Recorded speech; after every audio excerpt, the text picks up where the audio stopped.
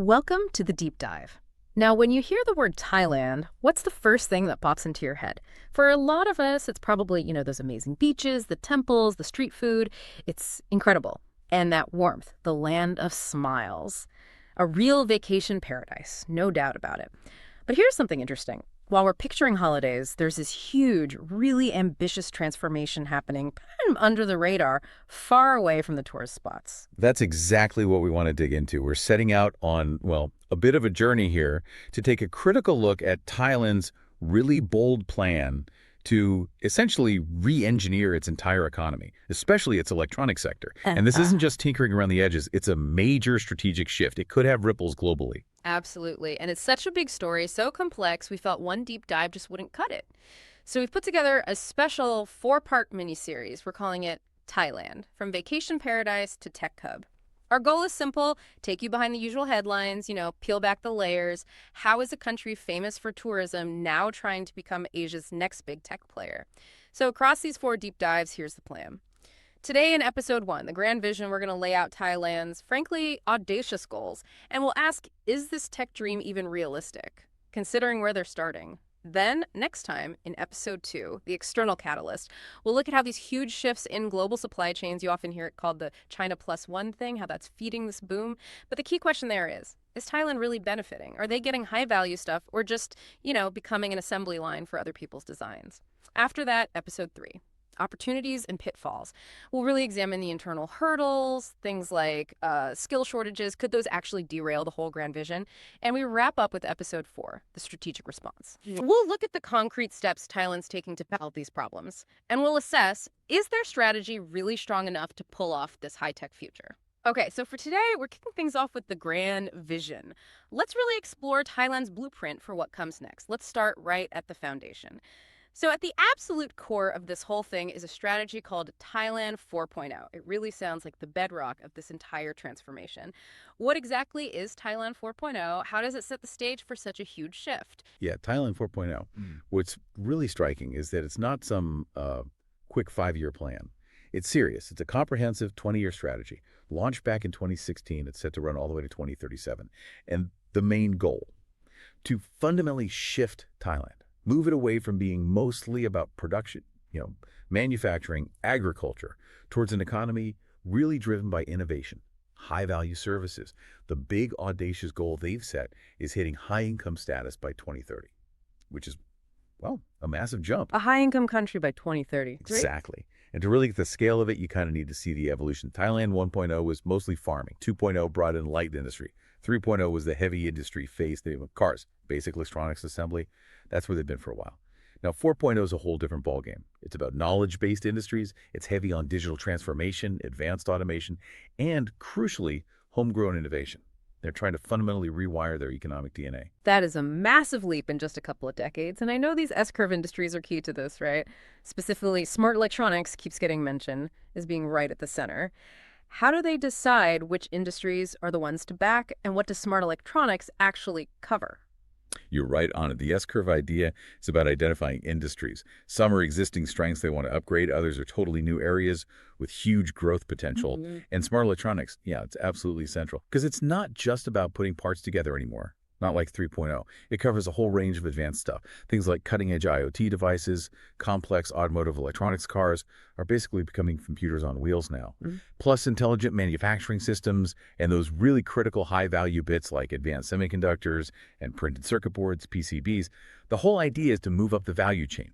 Innovate in these areas. Don't just manufacture. Okay, makes sense. And to actually make this happen on the ground, they have this huge project, the Eastern Economic Corridor, the EEC. That's kind of the physical embodiment of the plan, isn't it, where it all comes together? Absolutely. The EEC is where the vision gets concrete. It's a special economic zone, covers 3 provinces in the east, Chonburi, Rayong, and Chochoengsao. Smart location, good for trade. And it's designed specifically to be a magnet for these high-tech industries. The government isn't just talking, they're investing huge amounts in infrastructure. We're talking new deep-sea ports, airports, high-speed rail, linking it all up. But it's not just the physical stuff. They're offering really attractive incentives. Think about corporate tax breaks for up to 13 years for the right kind of projects. That's huge. And special visa schemes, too, designed to pull in and keep those highly skilled foreign experts and researchers they need. It's a very comprehensive package. Right, so we've got the big picture, the strategy, the physical hub. But is it just, a nice idea on paper? Or are we seeing actual results? Let's look at the numbers. Yeah. Because this is where Thailand's electronic ambitions start to look really interesting. Yeah, the numbers are definitely robust. Quite eye-opening, actually. Just look at the first 4 months of 2025.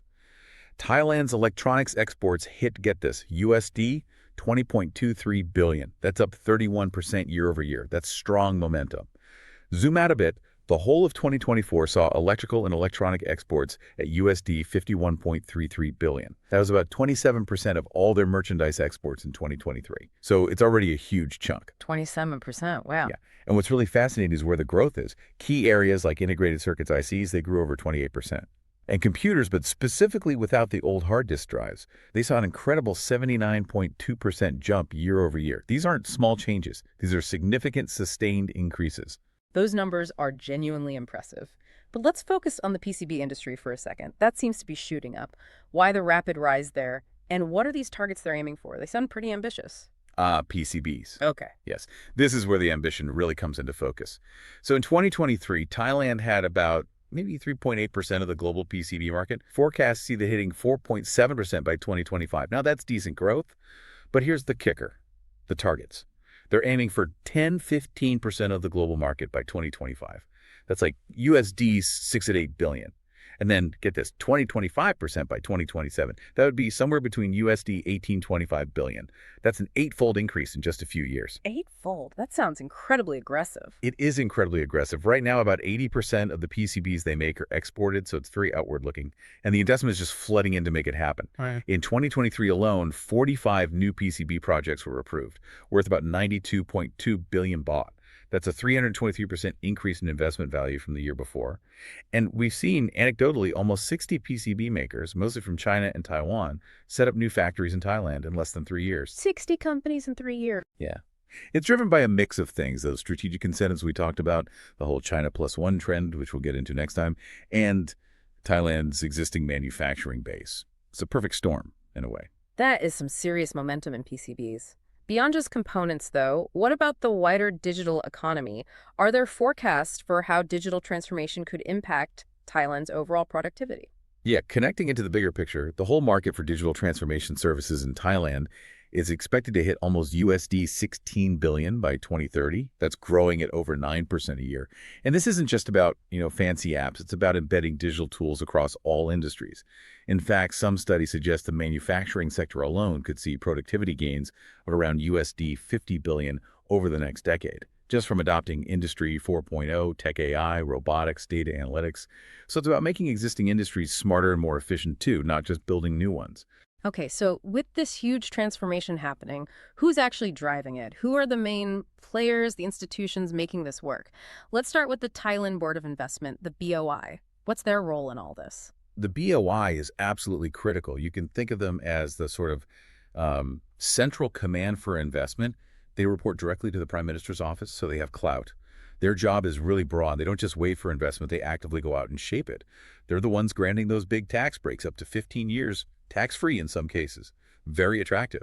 They also allow 100% foreign ownership, even land ownership for investors, which isn't common everywhere in the region. It's a big deal. And they're clearly succeeding. In 2024, they pulled in a record amount in investment applications, 1.14 trillion baht. That's about USD 33 billion. That was up 35% from the year before. And you can see this shift, a lot of that new investment is heading straight for the high-tech and digital sectors. Right, so the BOI is handling the big investment picture. What about specifically driving digital development? There's DIPA, the Digital Economy Promotion Agency. Yes, DIPA. They were set up in 2017, specifically to lead the charge on the digital economy. Their mission is pretty wide-ranging, developing Thailand's own digital industry, pushing companies across the board to adopt new tech, and really importantly, building out the digital infrastructure everyone needs. A big part of their work is on smart cities. They're involved in over 100 projects trying to weave technology into how cities work. And DIPA also has some really ambitious targets. They want the digital economy to make up 30% of GDP by 2027. And maybe even tougher, they aim to develop 30,000 workers with AI skills by that same year. They know talent is key. 30,000 AI workers by 2027. That's a challenge. It sounds like beyond BOI and DIPA, there's quite a network of agencies involved. Can you maybe just quickly touch on who else is critical and how they all seem to work together? Exactly. It's not just one or two bodies. It's a coordinated system. It seems quite sophisticated, actually, like a three-tiered approach. You've got the ECO, the Eastern Economic Corridor Office, managing that whole special zone, driving the physical build-out. Then there's the NIA, the National Innovation Agency. They're focused on fostering real breakthrough innovation, supporting startups. The ETDA, that's the Electronic Transactions Development Agency, is crucial for building trust. They focus on things like secure digital IDs, safe online transactions. You need that foundation for a digital economy. And underpinning it all, scientifically, is the NSTDA, the National Science and Technology Development Agency. They provide the tech backbone, doing vital AI research, running supercomputers. Each has its own specific job, but they all seem to be pulling in the same direction under that Thailand 4.0 banner. Okay, so we've got the vision, the numbers look impressive, we know who's pushing it forward, but let's get down to the so what. Okay. Why? Why is Thailand doing all this? Undertaking such a massive, almost you could say existential transformation. What's really driving them? Well, it's more than just wanting to be richer. It's really a fight for their economic future, a strategic answer to some really deep problems. They talk about escaping what they call 4 existential traps. The first one is the classic middle-income trap.